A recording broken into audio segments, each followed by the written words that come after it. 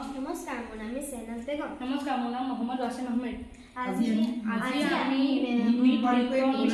বিষয়ে দুআষাৰ কম আৰু দেখুৱাম।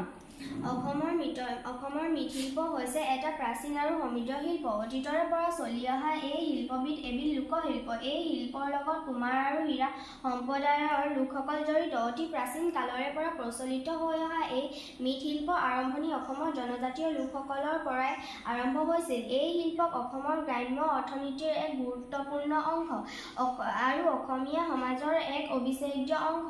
অসমৰ বিভিন্ন অঞ্চলত এই শিল্পৰ প্ৰচলন আছে।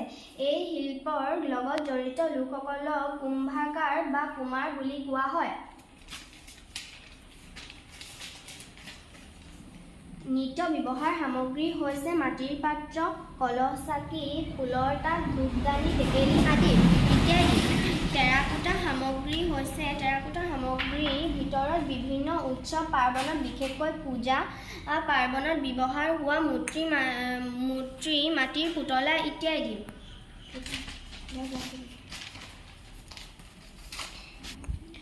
মৃৎশিল্পৰ মূল উপাদান হৈছে মাটি। এই কামৰ বাবে উচ্চমানৰ পৰিষ্কাৰ আলতীয়া মাটিৰ প্ৰয়োজন হয়।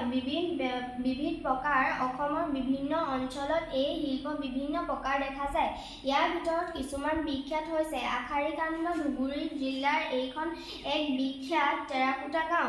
অন্যান্য অঞ্চলভেদে ঘৰ-দুৱাৰ, সজ্জা, গহনা আৰু অন্যান্য ঘৰুৱা সজ্জাৰ সামগ্ৰী বনোৱাত ইয়াৰ ব্যৱহাৰ হয়।